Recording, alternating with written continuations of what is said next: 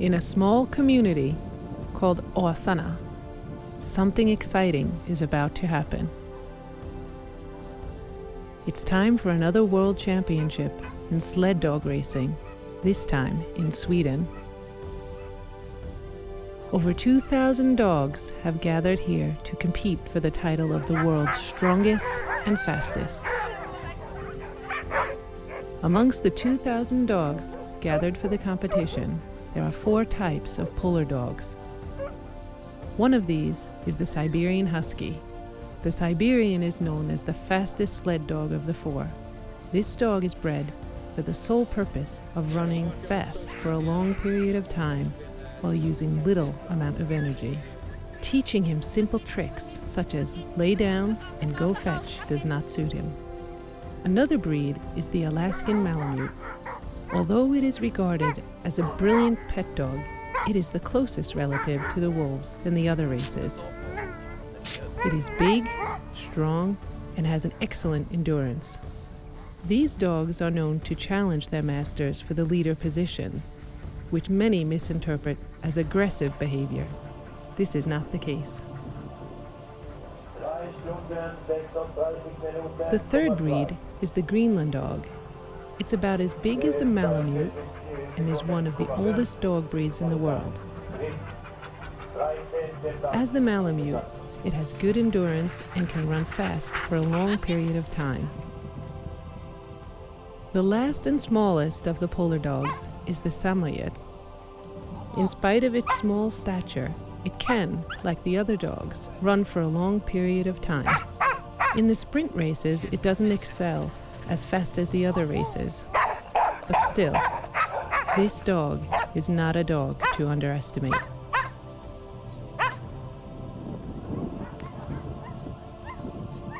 The difference between the mushers and their dog is that the mushers are there for the competition and to have a good time, but the dogs are there for one sole purpose: to run. That is what they love and what they do best.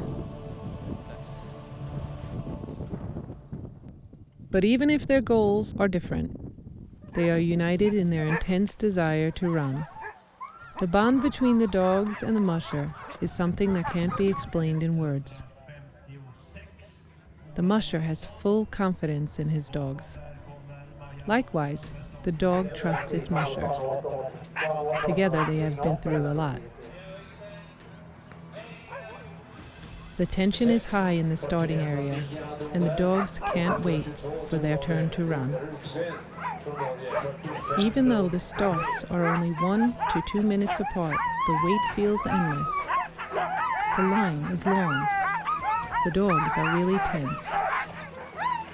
Some seem calm, but inside they are boiling because they know that soon they will be able to run. The closer they get, the slower the time seems to go. When it's finally their turn and they stand at the start line, the time seems almost to go backwards. The seconds feel like minutes, and the minutes feel like hours. Okay.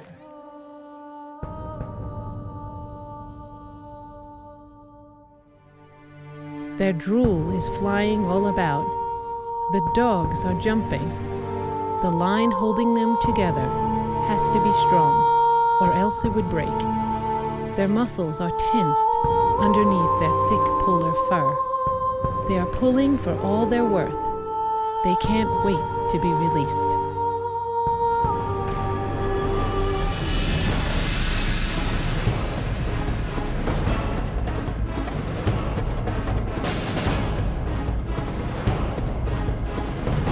They reach their top speed in almost no time at all, and they can maintain it for quite a while.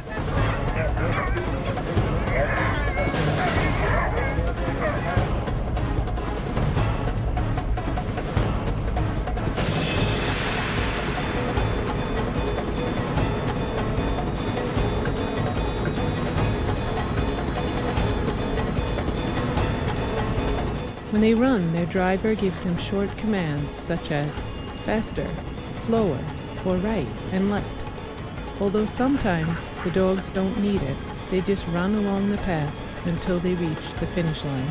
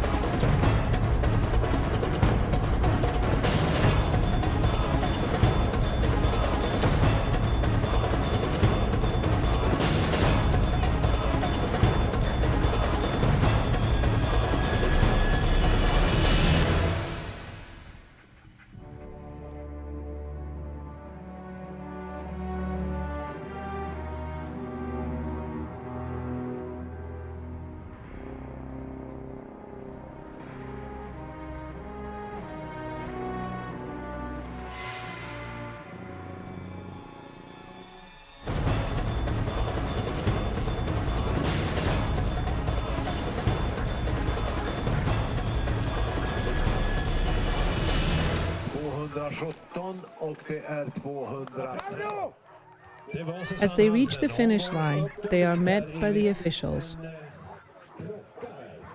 They check the dog's ID tags to confirm that the correct dog has competed and to see if they have any other injuries. They eat snow since they're thirsty from the tough race. Even though the dogs love to run, it's always nice to cross the finish line as they are really exhausted after a race. The tired dogs are led back to their camp, where they may rest until the next day. And this is what a day looks like at a World Championship. But this is only the first day of 3. No one can relax yet. This has only just begun.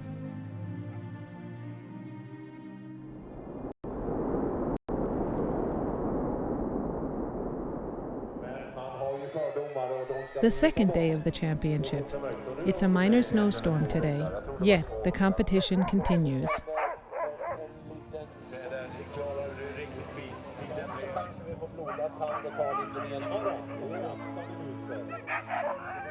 Team after team arrives to the start area. Sunny or cloudy, snow or rain, these dogs will keep on running. Many of these dogs have traveled hundreds of miles to run in this championship. Even though they have traveled that far, the dogs still have trials to undergo, such as the veterinary check.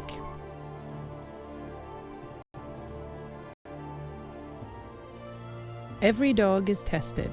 No dog may run without having been thoroughly checked.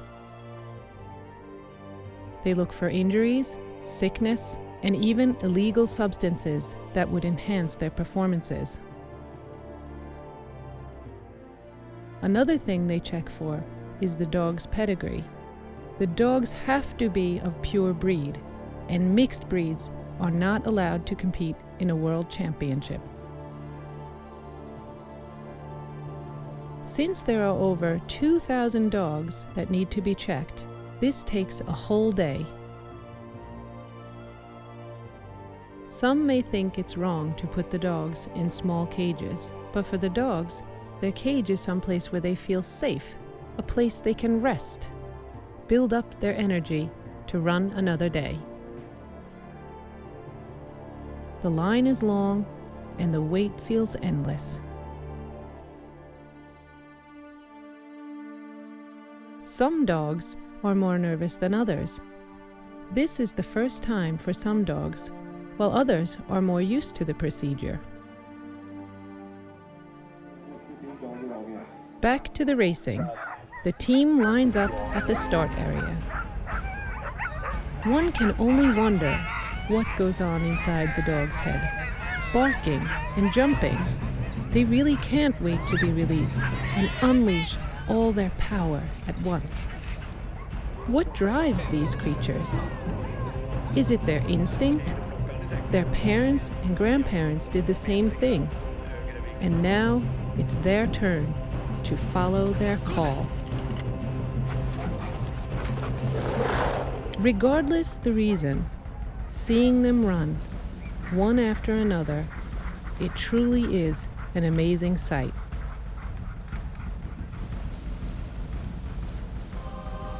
Some teams choose to run with up to 12 dogs, while others just go with 2. The more dogs, the longer they run. There isn't that much difference in speed. It is just that they maintain a faster speed for a longer duration of time. Teams with lots of dogs are running the middle distance race, while teams with fewer dogs run the sprint. When the dogs reach the finish area, they don't have the same speed as when they started. Some are only just jogging over the finish line. They have used all their strength and energy to get around the track. It's no wonder they're tired. Some dogs wear socks. They wear socks to prevent the snow from getting stuck under their paws. The snow irritates their paws, which no musher wants during a championship. For today, the races are done. Everyone feels more relaxed. For the mushers, a banquet is held, while the dogs are safe and sound in their cages. What will happen in the next and last day? Only tomorrow will tell.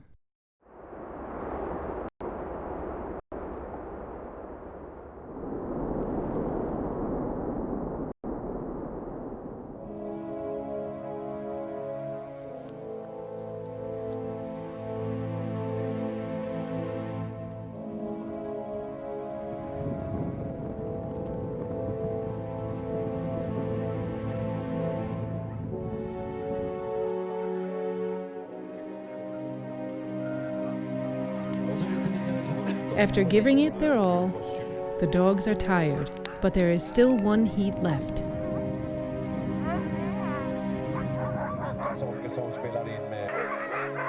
It has been 2 intense days for both musher and dog. It shows.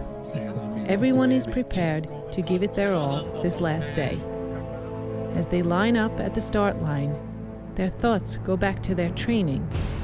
Countless of hours spent on running and sometimes swimming, everything for this moment, this long moment of waiting before they may run.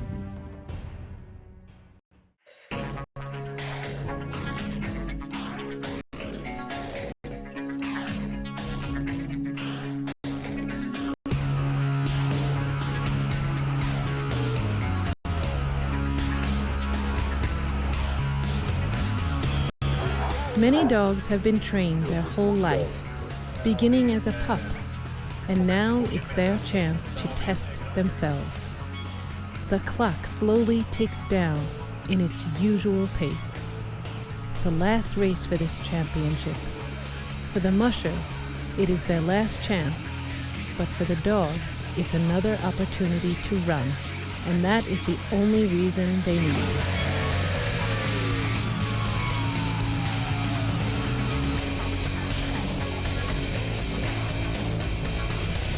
For some, it may be the last time they have the chance to run here. While they run, it sometimes seems like they are flying. Their paws barely touch the snow before it's lifted off again.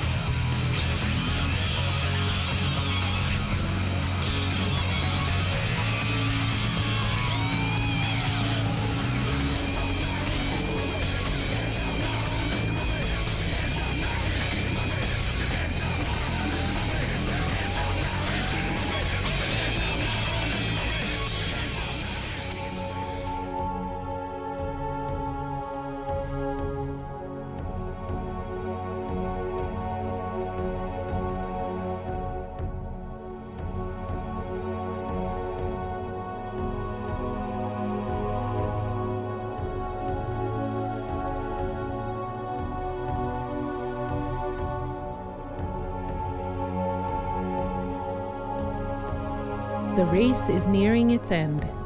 Tired dogs are crossing the finish line. It has been 3 tough days, but they've made it. Some are more tired than others. Some of these dogs have run over a total of 150 kilometers these past 3 days.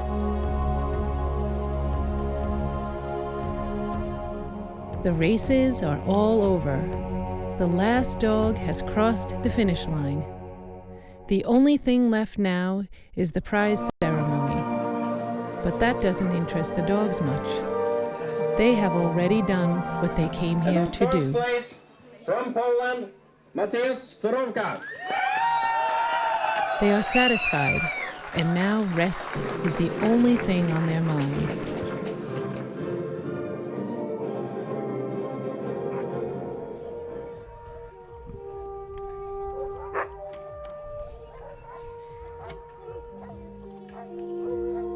The championship is over.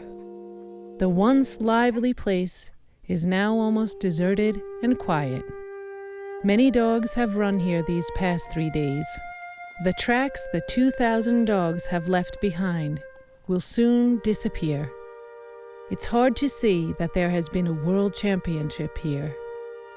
Next year will hold another chance to show who is the greatest and fastest.